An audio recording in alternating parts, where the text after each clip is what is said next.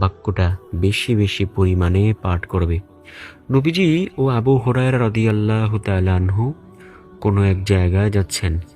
নবীজি একটি গাছ ধরলেন, ওই গাছের ডালকে জোরে ঝাঁকি দিলেন। ওই গাছ থেকে কিছু পাতা ঝরে পড়ল। নবীজি সাল্লাল্লাহু আলাইহি ওয়াসাল্লাম বলেন, আবু হুরায়রা, এই যে আমি ঝাঁকি দেওয়ার কারণে গাছ থেকে পাতাগুলো ঝরে পড়ে গেল। আবু হুরায়রা শোনো, কোনো ব্যক্তি যদি সুবহানাল্লাহি ওয়ালহামদুলিল্লাহি ওয়ালা ইলাহা ইল্লাল্লাহু ওয়াল্লাহু আকবার এই 4 জিকির একত্রে করতে পারে, যেমনইভাবে আমি ঝাঁকি দেওয়ার কারণে গাছ থেকে পাতাগুলো ঝরে পড়ে গেল, ঠিক তেমনইভাবে রব্বুল আলামিন তার আমলনামা থেকেও গুনাহের ময়লাগুলোকে ঝেড়ে ফেলে দিবেন।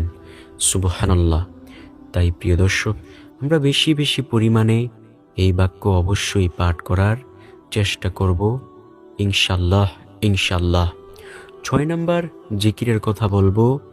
নবী বলেন, তোমরা বেশি বেশি পরিমাণে বলিও আস্তাগফিরুল্লাহ।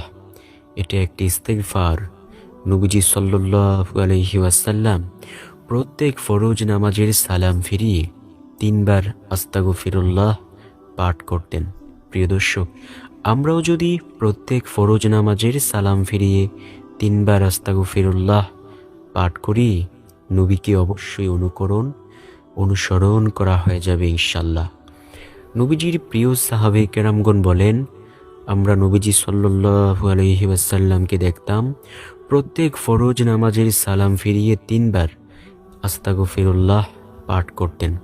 নবীজি বলেন, এটা একটি ইস্তেগফার। শোনো, যদি কোনো ব্যক্তি ইস্তেগফার পাঠ করে আল্লাহর কাছে তাওবার মতো তাওবা করতে পারে, আল্লাহ জীবনের সকল গুনাহগুলো ক্ষমা করে দিবেন ইনশাল্লাহ।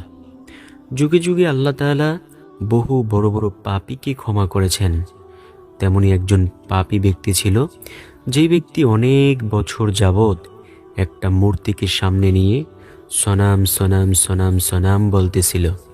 হঠাৎ করে তার জবান দিয়ে একদিন ভুল করে বের হয়ে গেল সমাদ।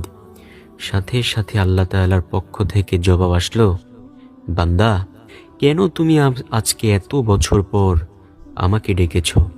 ওই ব্যক্তি বলল, আমি এতদিন পর্যন্ত সনাম সনাম সনাম সনাম বলার পরেও কেহ আমার ডাকে সাড়া দিল না, আর আজকে আপনি কে যে আমার ডাকে সাড়া দিলেন?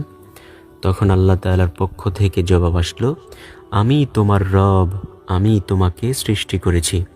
তুমি যে এই মূর্তিকে সামনে নিয়ে সনাম সনাম বলতেছো,